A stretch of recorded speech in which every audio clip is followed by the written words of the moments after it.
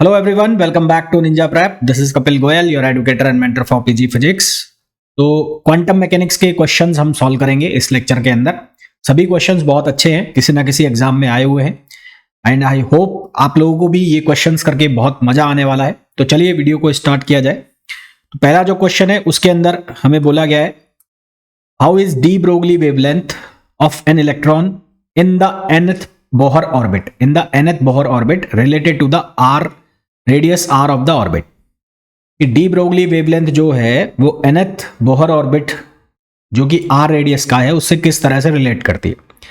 तो Bohr quantization theory जो है, बोहर क्वांटाइजेशन की जो कंडीशन है उसके अकॉर्डिंग जो इलेक्ट्रॉन वेव है वो एक ऑर्बिट के अराउंड एडजस्ट केवल तभी हो सकती है, एक ऑर्बिट के अराउंड केवल तभी एडजस्ट हो सकती है जब सरकमफेरेंस जो ऑर्बिट का सरकमफेरेंस है वो वेवलेंथ के इंटीग्रल मल्टीपल के बराबर हो।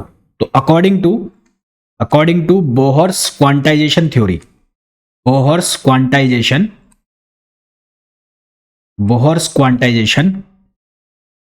The electron wave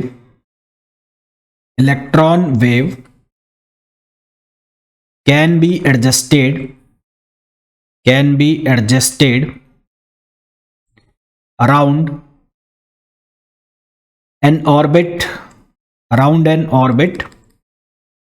only when the circumference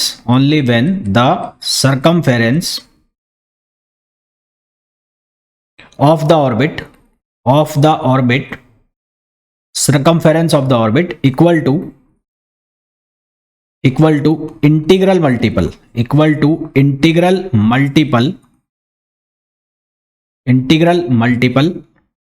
of wavelength। Integral multiple of wavelength इसका मतलब क्या हुआ? इसका मतलब ये हुआ कि 2 पाई आर इक्वल्स टू किसके बराबर हो? एन लैम्बडा के बराबर हो। और ये कौन सी कंडीशन दिख रही है? ये कंडीशन दिख रही है मेरे को सी। तो इसका जो आंसर, तो देखिए भाई ये वाला क्वेश्चन देखिए, इसमें बोला है the correct expression for the D Broglie wavelength lambda for a particle is kinetic energy है। तो लैम्बडा इक्वल्स टू होता है एच अपॉन पी, और इसको हम ऐसे भी लिख सकते हैं H upon M B.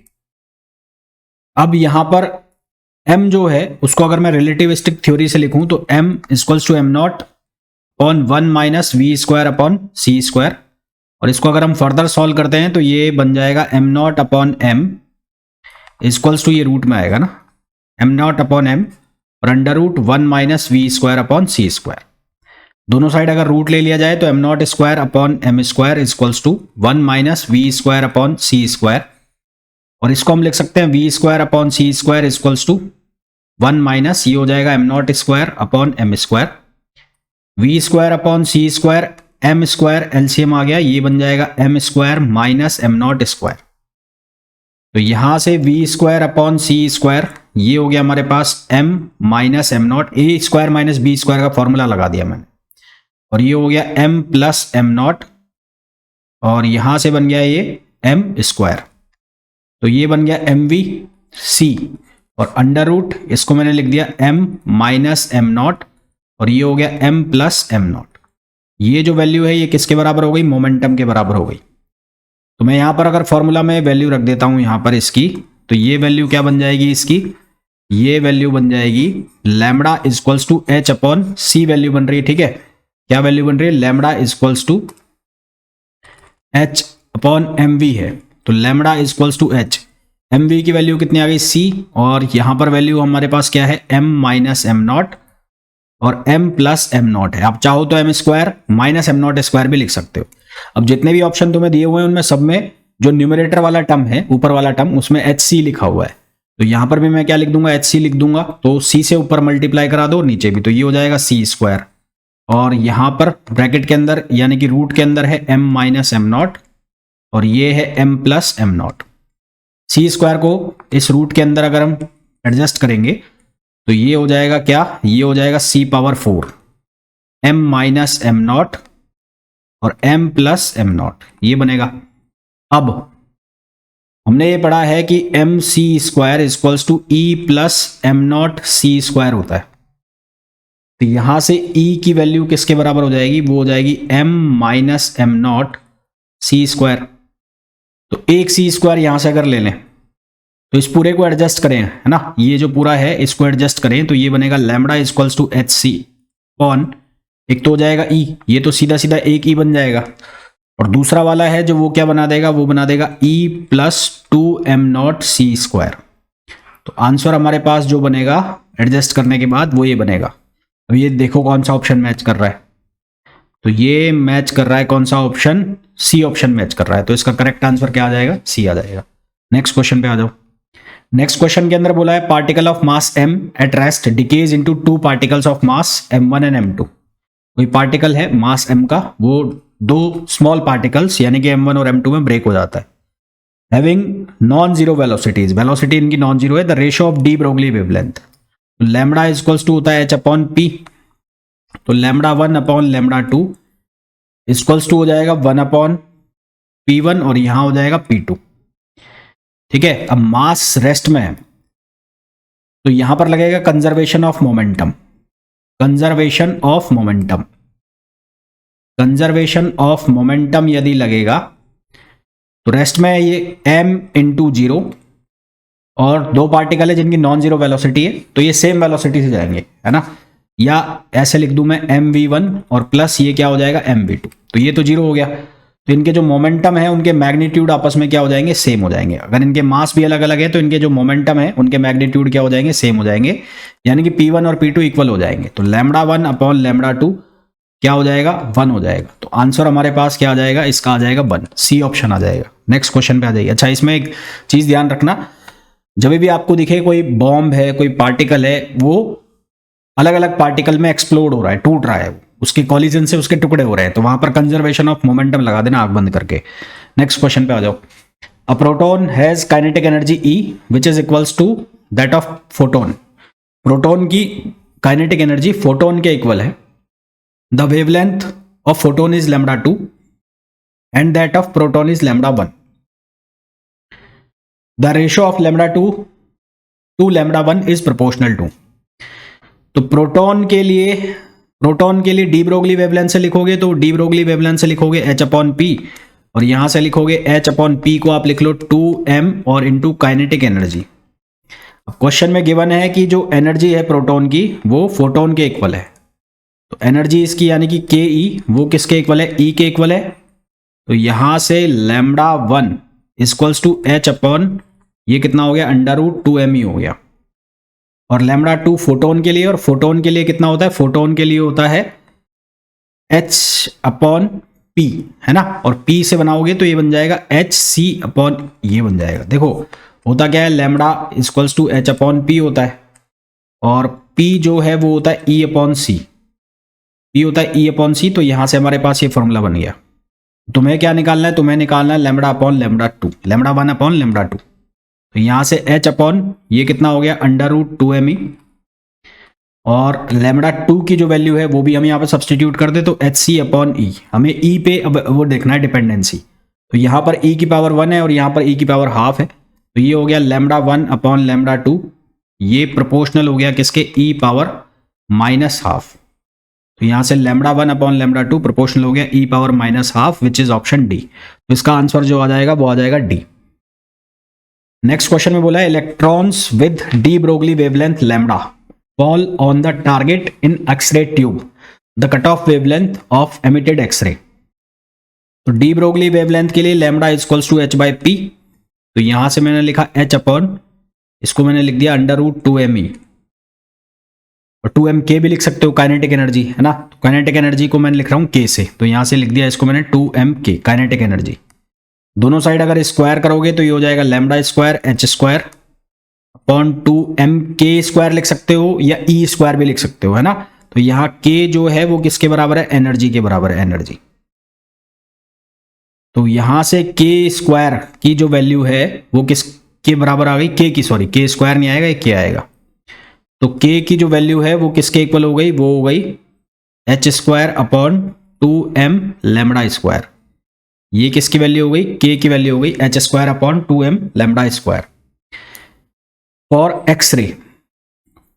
X ray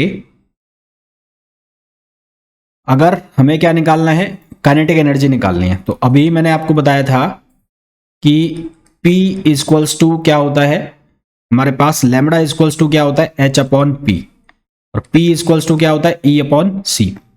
P equals to क्या होता है E अपॉन सी। और इसी तरह से एनर्जी जो है हमारे पास वो क्या होती है एच न्यू होती है, एच न्यू अपॉन सी लिख सकते हैं यहाँ से ना। तो एनर्जी हमारे पास क्या होती है एच न्यू होती है। तो सिंस एनर्जी वो किसके इक्वल होती है एच न्यू, तो ये एच न्यू नॉट लिख दिया मैंने। तो इसको हम क्या लिख देंगे, इसको हम लिख देंगे h c upon lambda naught, जहां लेमडा नॉट जो है वो क्या हो जाएगी कट ऑफ वेवलेंथ हो जाएगी। लेमडा नॉट किसके बराबर हो जाएगी कट ऑफ वेवलेंथ। अब यहां पर जो ई है ई ये किसके बराबर है एनर्जी के इक्वल है, और एनर्जी की वैल्यू हमने निकाल ली है ई की वैल्यू कितनी है H square upon 2m lambda square. तो इन दोनों को हम आपस में इक्वेट करेंगे, इक्वेट करेंगे तो क्या लिखा जाएगा, ये लिखा जाएगा h square upon 2m lambda square equals to h c upon lambda naught. हमें किसकी वैल्यू निकालनी है कट ऑफ वेवलेंथ की, तो h से h कैंसिल हो गया, लेमडा नॉट की जो वैल्यू आ गई वो कितनी आ जाएगी 2mc lambda 2mc lambda square 2mc lambda square upon h, ये वैल्यू आ गई। तो ये हमारे पास इसका जो आंसर आ गया वो कौन सा आ गया a आ गया a। तो कट ऑफ वेवलेंथ ये हमने निकाल ली। कट ऑफ वेवलेंथ जो है वो वर्क फंक्शन का जो फॉर्मूला होता है वहां से निकालते हैं ना, E equals to h nu या W equals to h nu, तो वो फॉर्मूला मैंने यूज किया है। नेक्स्ट क्वेश्चन पे आ जाओ। नेक्स्ट क्वेश्चन में बोला है in a Compton scattering, Compton scattering में जो वेवलेंथ शिफ्ट का फॉर्मूला होता है वो होता है del lambda H upon M not C, जिसको आप कॉम्पटन वेवलेंथ भी लिख सकते हो, कॉम्पटन वेवलेंथ भी लिख सकते हो इसको, और 1 माइनस कॉस फाई, ये हमारे पास फॉर्मूला होता है। स्कैटर्ड एंगल हमें 90 डिग्री दिया हुआ है, फाई जो है उसकी वैल्यू 90 डिग्री है, तो कॉस 90 डिग्री कितना हो जाएगा, ये हो जाएगा 0। तो डेल्टा लैम्डा की वैल्यू कितनी हो गई, ये हो गई एच अपॉन एम नॉट सी। ठीक है, अब डेल्टा लैम्डा जो है वो किसके बराबर हो गया, lambda shift minus lambda initial equals to H upon M not C. तो इसको हमने लिखा lambda prime equals to lambda plus H upon M not C, ये लिख दिया। अब हमें बोला है फोटोन का जो इनकमिंग मोमेंटम है वो mc है, तो लैम्डा इक्वल्स टू होता है h अपॉन पी, और p गिवन है कितना है mc, तो लैम्डा की वैल्यू कितनी हो गई h अपॉन mc। m क्या है, मास ऑफ इलेक्ट्रॉन है, और ये m नॉट जो मैंने लिखा है ये m नॉट भी क्या होता है, मास ऑफ इलेक्ट्रॉन होता है। तो लैम्डा नॉट इक्वल्स टू हो गया h अपॉन mc, और ये भी हो गया क्या h अपॉन mc। तो यहां से लैम्डा प्राइम जो आ गया वो आ गया 2h अपॉन mc। हमें पूछा है what is the magnitude of scattered photon, तो मैग्नीट्यूड ऑफ द मोमेंटम, तो P इक्वल्स टू होता है h अपॉन लैम्डा, प्राइम कर देंगे अब स्कैटर्ड वाले के लिए, प्राइम हो गया तो h अपॉन ये कितना हो जाएगा 2h अपॉन mc, h से h कैंसिल हो गया, तो P की वैल्यू आ गई वो कितनी आ गई mc अपॉन 2। तो यहां से स्कैटर्ड जो फोटोन है उसका मोमेंटम आ गया mc upon 2, which is option B. Next question पे आओ। नेक्स्ट क्वेश्चन में बोला है in photo electric effect with incoming radiation of frequency nu naught, H nu naught की वैल्यू गिवन है वो कितनी है 8 इलेक्ट्रॉन वोल्ट, और electrons of energy 3 electron volt are emitted from metal surface. ठीक है, electrons of energy 3 electron volt, तो kinetic energy जो दे रखी है वो दे रखी है 3 इलेक्ट्रॉन वोल्ट। सबसे पहले हम क्या करें, आइंस्टीन की इक्वेशन हम यूज करें, तो अकॉर्डिंग टू आइंस्टीन की फोटो इलेक्ट्रिक इक्वेशन, तो वो इक्वेशन होती है h nu equals to work function W naught plus K E. तो डब्ल्यू नॉट किसके बराबर हो जाएगा, एच न्यू माइनस के ई, एच न्यू माइनस के ई। तो डब्ल्यू नॉट एच न्यू की वैल्यू कितनी है 8, तो ये हो गया 8 माइनस काइनेटिक एनर्जी हो गई 3, तो यहां से हमारे पास आ जाएगा 5 इलेक्ट्रॉन वोल्ट, 5 इलेक्ट्रॉन वोल्ट आ गया। फिर हमें पूछा है the energy of electrons emitted from the surface when the radiation with frequency 1.2 nu naught. तो energy of electrons emitted from the surface, तो यहां से अगेन वापस से फॉर्मूला यूज करेंगे, तो एच न्यू इक्वल्स टू ये हो जाएगा डब्ल्यू नॉट प्लस के ई।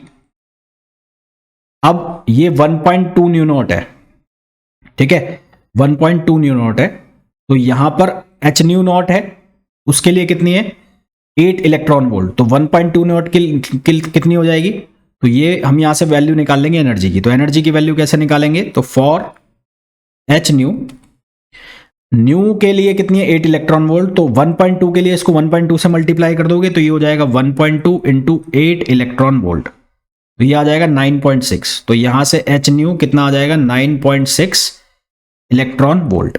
अब यहां पर ये वैल्यू डाल ली है, तो यहां पर 9.6 ये वैल्यू हमने डाल दी। W नॉट की जो वैल्यू है ऑलरेडी हमने निकाल ली, कितनी 5 आई है, हमें निकालनी के ई, तो के ई की जो वैल्यू है वो कितनी आ जाएगी, वो आ जाएगी 4 या 9.6 में से माइनस कर देंगे कितना 9.6 माइनस 5,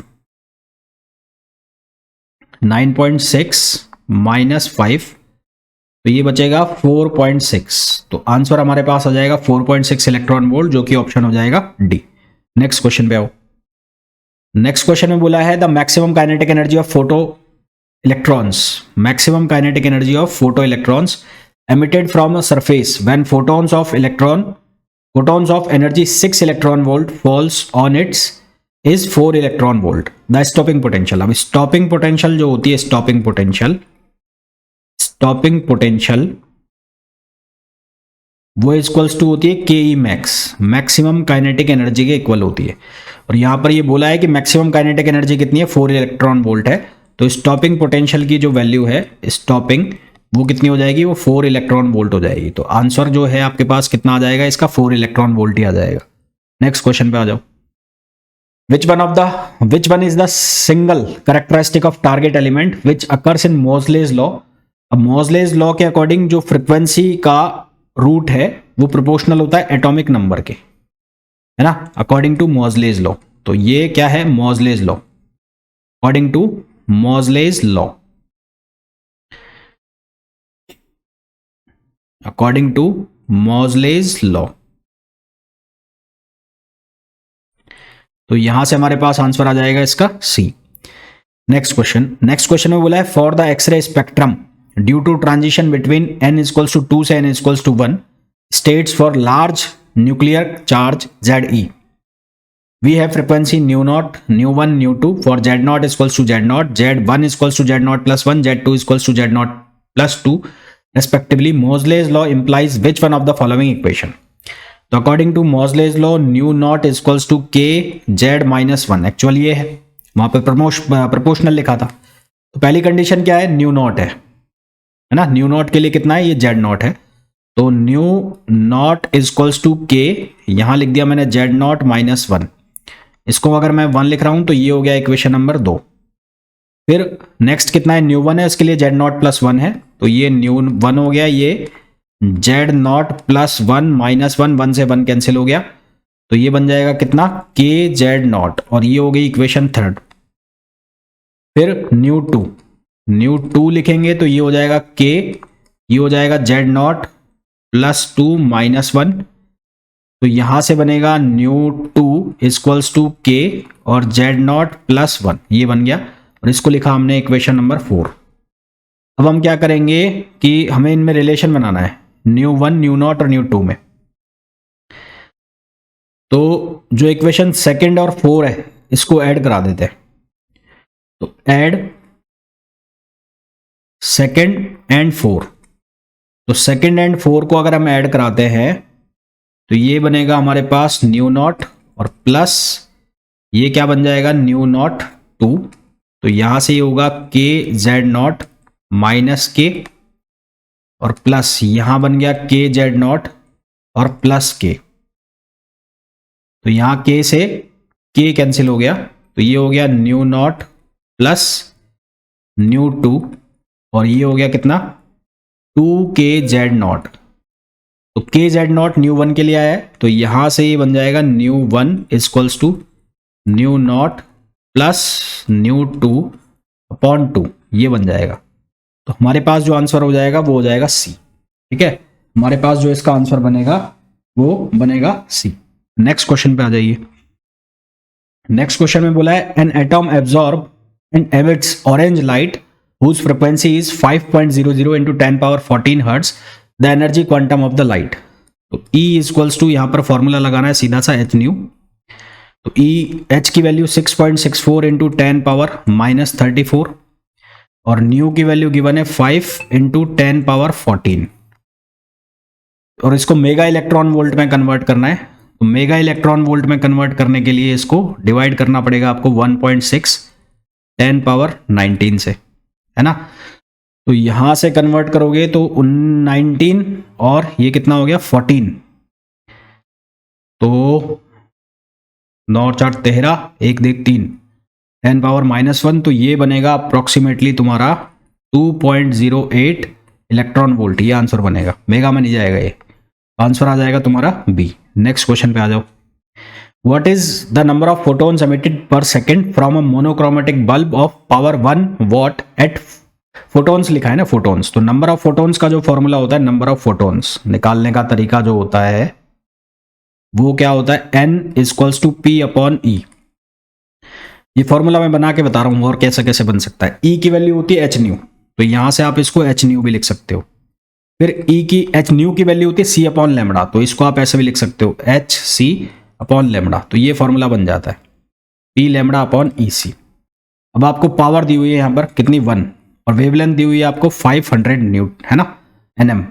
तो n की वैल्यू रखो, p की वैल्यू कितनी है 1 वॉट, वेवलेंथ कितनी है 500, तो nm है यानी कि 10 पावर 9 हो गया, और h कितना हो गया 6.64 इंटू 10 पावर -34, और c की वैल्यू हो गई कितनी 3 इंटू 10 पावर 8। अब इतना बड़ा करोगे तो फंसोगे। इसमें एक काम ये कर सकते हो कि यहां पर इसको 12400 लिख दो, पर उस केस में जो वेवलेंथ है आपको वो चाहिए होती है, हमारे पास ये एक फॉर्मूला होता है एच सी अपॉन लेमड़ा, है ना। तो इसको मैं स्टैंडर्डाइज करूं तो ये इलेक्ट्रॉन वोल्ट में अगर मैं कन्वर्ट करके लिखूं तो ये लिखा जाता है 12400 अपॉन लेमड़ा। लेमड़ा किस में लेना होता है फिर आर्मस्ट्रॉन्ग में, और अगर आप इसको किस में कर रहे हो नैनो में, तो नैनो में इसको ऐसे लिखते हैं 1240 अपॉन ये लेमड़ा किस में लेंगे नैनो में। तुम्हें यहाँ पर जो वेवलेंथ है वो लेमड़ा में दी हुई है, तो इसका उल्टा करके अगर लिखो, यहां लिख दो 1240 और लेमड़ा की वैल्यू एज इट इज रख दो। तो उस चीज में एक चीज ध्यान रखना है, यहां पर जो ई है ये किस में रखा जाएगा, फिर ये रखा जाएगा किस में इलेक्ट्रॉन वोल्ट में। तो 1.6 इंटू 10 पावर 19 से मल्टीप्लाई करना पड़ेगा, बात वही पड़ेगी। इसको सॉल्व भी करना पड़ेगा तुम्हें। तो यहां से ये क्या बनेगा, मैं सॉल्व कर देता हूं। यहां से बनेगा 500 6.64 डिवाइड बाय 3, तो ये आ जाएगा 25 यानी कि 2.5, और 2.5 इंटू 10 पावर ये आ जाएगा 18। तो ये आंसर आ जाएगा जो कि ऑप्शन हो जाएगा सी। तो इसका आंसर आ जाएगा सी आ जाएगा। नेक्स्ट क्वेश्चन पे आ जाओ। What is the energy of photon. अब वो फॉर्मूला में तुम्हें बता रहा था इलेक्ट्रॉन वोल्ट वाला, अब सीधा लगा सकते हो 1240, और ये आर्मस्ट्रॉन्ग में दिया हुआ है, तो आर्मस्ट्रॉन्ग में दिया हुआ है तो लेमड़ा की वैल्यू किस में आर्मस्ट्रॉन्ग में, है ना, आर्मस्ट्रॉन्ग में।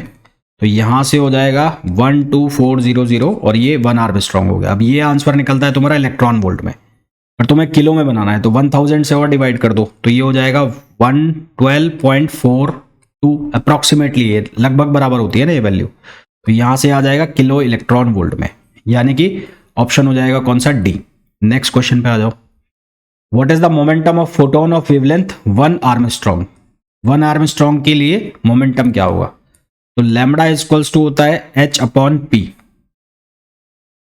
तो p की वैल्यू कितनी हो जाएगी, p की वैल्यू हो जाएगी h upon lambda.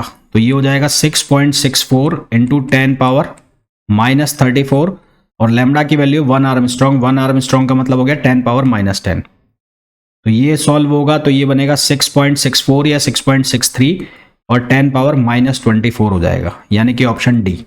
D answer आ जाएगा इसका। नेक्स्ट क्वेश्चन पे आ जाओ। Monochromatic source of radiation emits photon of wavelength 663 nm। Wavelength दिया हुआ है 10 power 15 photons are incident per square metre per second normal to the surface, यानी कि पावर वगैरह की वैल्यू गिवन है यहाँ पर।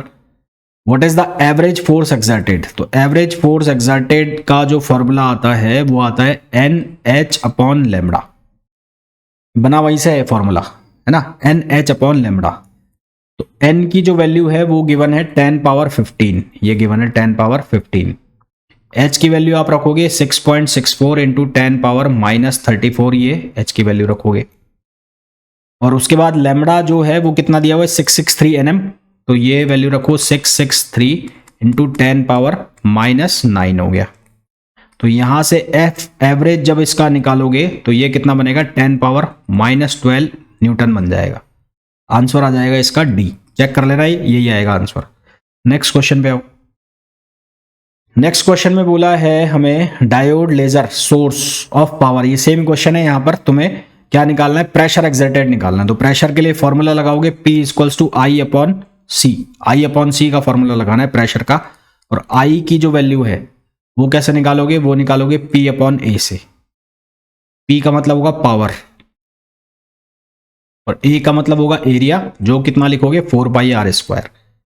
R की वैल्यू दी हुई है तुम्हें 1 mm, और यहां से सॉल्व करके निकालना है। इसको सॉल्व कर लेना, आंसर आएगा इसका C आंसर आएगा इसका C। इसको सॉल्व करना है, ठीक है। नेक्स्ट क्वेश्चन पे आ जाओ। नेक्स्ट क्वेश्चन में a 10 watt bulb emits radiation of wavelength 550 nm in all direction. What is the intensity of photon at position 2 metre. सबसे पहले तो नंबर ऑफ फोटोन्स निकालो। तो नंबर ऑफ फोटोन्स कैसे निकलते हैं, वो निकलते हैं P/E, अभी मैंने बताया था। और E को आप क्या लिख सकते हो, hc/λ। तो n निकाल लो सबसे पहले। तो पावर कितनी दी रखी है तुम्हें, 10 वाट। लैम्बडा की वैल्यू जो है वो है 550 nm। 550 into 10 power -9 upon h कितना हो गया, 6.64 इंटू 10 पावर -34। C की वैल्यू कितनी होगी, 3 इंटू 10 पावर 8। ये C की वैल्यू हो गई। अब आपको बोला है नंबर ऑफ फोटोन्स पर स्क्वायर मीटर। तो नंबर ऑफ फोटोन्स पर स्क्वायर मीटर n अपॉन पर स्क्वायर मीटर यानी कि 4πr² आपको लगाना है। तो n की वैल्यू तुम्हारे पास आ गई already, 10 into 550 into 10 power -9 upon 6.64 into 10 power -34 into 3 into 10 power 8, और क्या लगाना है 4πr²। तो 4π और r जो है वो 2 मीटर है, तो ये कितना हो जाएगा, 4 हो जाएगा। इसको जब सॉल्व करोगे तो तुम्हारे पास सारा सॉल्व करने के बाद आंसर आएगा 5.5 इंटू 10 पावर 17। ये आंसर आएगा, ठीक है। कैलकुलेशन लंबी हो जाएगी, ये कैलकुलेशन से होगा, सॉल्व कर लेना, इसको हो जाएगा। नेक्स्ट क्वेश्चन पे आओ। नेक्स्ट क्वेश्चन में बोला है the work function of calcium is 2.9 electron volt. Work function यानी कि W0 की वैल्यू दी है, वो कितनी है, 2.9 electron volt. What is the maximum wavelength of the incident radiation that will trigger photo electric action from calcium. तो W0 equals to क्या होगा, hc/λ0, और ये λ0 क्या होता है, ये लैम्डा मैक्स होता है, ठीक है। अब मैंने तुम्हें बताया कि इलेक्ट्रॉन वोल्ट में अगर गिवन है तो nm में निकालने के लिए सीधा सीधा फॉर्मूला यूज कर सकते हो। यहां पर लिख दो 1240 अपॉन ये किस में आ गया, λ0 जो है वो nm में आ जाएगा। तो तुम्हें लैम्बडा जो है ये किस में निकलेगा, इलेक्ट्रॉन वोल्ट में। तो इलेक्ट्रॉन वोल्ट में गिवन है ये 2.9 है, यहां पर हो गया 1240, और ये हो गया λ0 किस में आ गया, nm में। तो यहां से λ0 की वैल्यू 1240 अपॉन 2.9। तो इसको सॉल्व करोगे तो ये हो जाएगा 428 nm। ये आंसर आ जाएगा, जो कि ऑप्शन हो जाएगा सी। नेक्स्ट क्वेश्चन पे आ जाओ। नेक्स्ट क्वेश्चन में बोला है in a photo electric experiment both sodium work function है उसका 2.3 electron volt and tungsten work function है 4.5 इलेक्ट्रॉन वोल्ट। एक है सोडियम, उसका वर्क फंक्शन दे रखा है। तो सबसे पहले मैं सोडियम के लिए Na के लिए लिख लेता हूं, मैं कौन सी equation, photo electric equation Na के लिए लिख लेता हूं। तो for Na photo electric equation में इसके लिए लिख रहा हूं, क्या लिखी जाएगी, hc/λ equals to work function और प्लस स्टॉपिंग पोटेंशियल, या काइनेटिक एनर्जी भी लिख सकते हो इसको आप। तो वर्क फंक्शन जो सोडियम के लिए है वो 2.3 है, तो ये हो गया 2.3, और यहां पर मैं लिख लेता हूं टंगस्टन के लिए। तो hc/λ, और टंगस्टन के लिए कितना है, 4.5 है, और टंगस्टन का स्टॉपिंग पोटेंशियल भी गिवन है, कितना है, 1.8 है। तो hc/λ इक्वल्स टू ये कितना हो गया, ये हो जाएगा 6.3। अब गिवन है, गिवन क्या है, प्लस स्टॉपिंग कर दो इसको, गिवन है hc/λ sodium equals to hc/λ tungsten. तो यहां से ये बन जाएगा 6.3 इक्वल्स टू 2.3 और प्लस स्टॉपिंग। तो हमारे पास आंसर आएगा 4 इलेक्ट्रॉन वोल्ट। अब ये स्टॉपिंग पोटेंशियल किस में होगी, इलेक्ट्रॉन वोल्ट में होगी, तो ये E से E कट जाएगा, तो वोल्टेज जो हमारे पास आ जाएगा वो कितना आ जाएगा, 4 वोल्ट आ जाएगा। ठीक है, ये कितना आ जाएगा, 4 वोल्ट आ जाएगा। तो इस तरह से आई होप ये जितने भी क्वेश्चंस मैंने आपको कराए हैं समझ में आ गए होंगे। नेक्स्ट लेक्चर में हम इनके जो क्वेश्चंस है कॉम्पटन वेवलेंथ वाले, उसके अलावा फोटो इलेक्ट्रिक के फर्दर क्वेश्चंस, डी ब्रोगली के और क्वेश्चन हम करेंगे, और साथ ही साथ रेडिएशन के क्वेश्चन भी मैं इसमें मर्ज करूंगा। तो ये जितने भी क्वेश्चंस हैं बहुत हेल्पफुल रहने वाले हैं, इन क्वेश्चंस को जरूर एक बार वापस से सॉल्व कर लेना। तो मिलते हैं नेक्स्ट वीडियो में, till then thank you, bye bye.